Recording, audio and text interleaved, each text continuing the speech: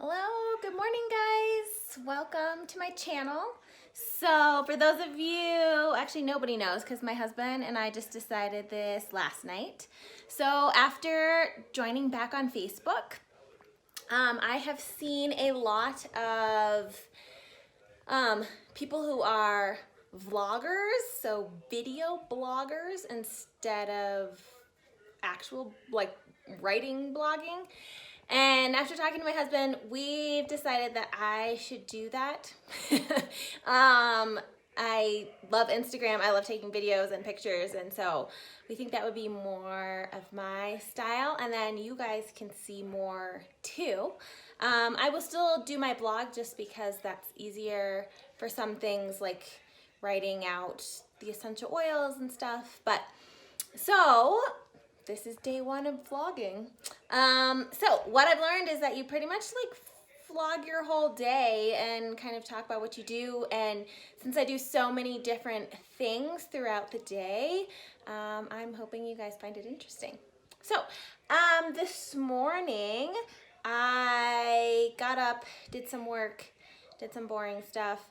And now I'm going to show you some exciting stuff. Nobody wants to see me do accounting for other people. That's real boring.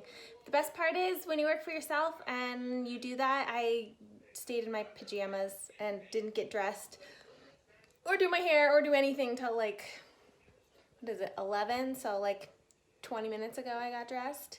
So that's the best part about it. So we are about to go to Bali, Indonesia for a vacation.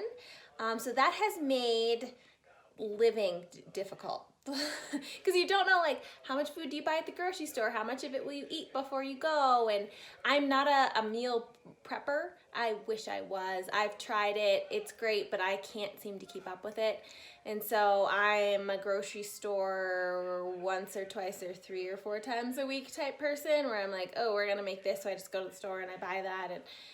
And we don't have a ton of excess groceries laying around because I work from home and I could just go to the grocery store and like just get what we need for dinner or, you know, whatever. So this week has been difficult, like end of last week into this week, like I'm not sure how much groceries to buy or like what should we have around the house. And then I start yoga teacher training on Saturday, so it's all day Saturday, all day Sunday, so I have to bring food with me, but we leave, so yoga teacher training starts at 9 in the morning and I get done at 6, and then on Sunday I will come home by 6:30, jump in the shower, and then we need to leave at between 7 and 7:15 is when we need to have our Uber driver come pick us up and take us to the airport. So the question is like, how much food do I buy? And my husband actually has a work trip in the middle of the week, so he won't even be here before, so it's just me, and I'm just like, so I have decided that I am going to make eclairs because I want them and I won't get to eat them for 3 weeks. So I'm gonna make eclairs. I will eat them. It's also like something that I can bring on the plane with me. Those of you who've been following on other platforms, you know I have a gajillion food allergies, and so this will be great. I can just bring these on the plane with me, no big deal. So, eclairs. I am using the recipe from this book. If I can show it to you guys. From this book. And she is really great, but I live in high altitude, so her recipes don't always work for me. I have, however, perfected the eclair recipe. So I'm just gonna read off a couple things because my goal is to keep these videos short. So 10 minutes. I've already been talking for 5. So, okay, so it just is a cup, 1 cup of arrowroot flour, 1 teaspoon of maple sugar, which is really expensive, and where I live we don't, where's the ingredients? We don't have maple sugar like readily available. It's like not a thing in the grocery store. I would have to order it off Amazon. I'm a millennial, I want it now, I don't want to order it and have it in 2 days. So I use, what has worked for me is a replacement is just turbinado sugar. So I'll be using turbinado sugar. And then it says a pinch of salt. I hate it when recipes say that. What the heck is a pinch? But a pinch of salt.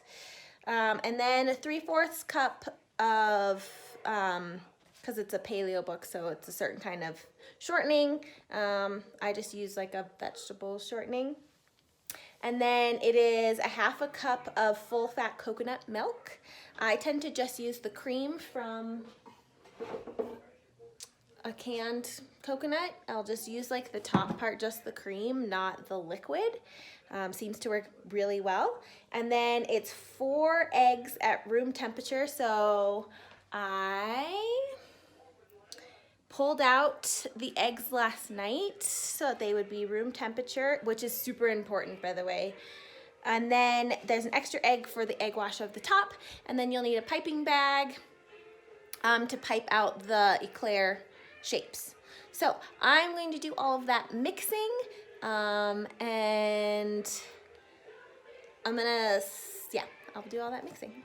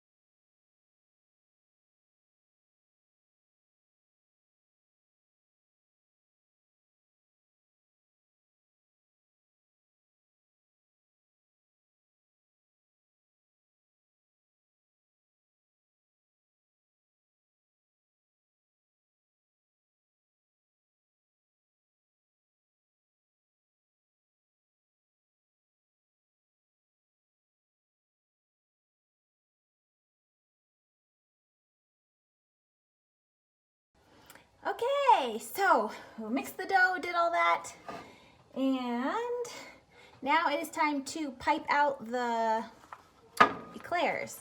So I've just filled the piping bag with the dough, and there is a tip on that. The important thing when piping is to remember to stop before you want to stop so that the air pressure goes out. So I'm hoping you can kind of see what I'm doing. And so these are going to be large eclairs, so I'm going to do quite a large piping. And because they're just for my house, I'm not making them too perfect. But I stopped before I was ready just so that it stopped, like the dough stops coming out of the piping bag. Just going to fill this whole sheet. I am using a silicone baking mat so that they don't stick and I don't have to worry too much about any of that type of stuff, like sticking to anything.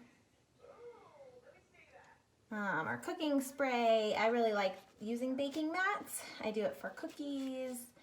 It just kind of one less step, I guess, I feel like. So I really like to use a baking mat.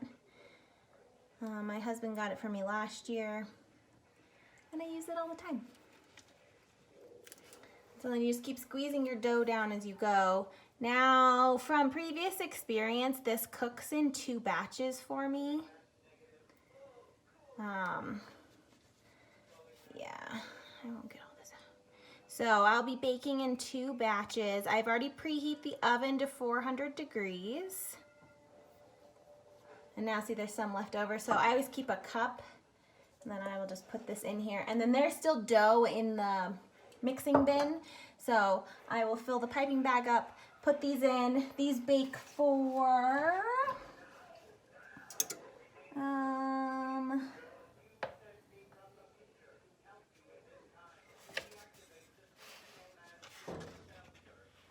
how funny is that? So the way she's written this book is really hard to read, by the way, too. So if I was gonna leave a review, it would be the way this book is written is really stupid. You have like the main thing she uses on one, so you have to flip back and forth through all the pages instead of having all the directions on one page.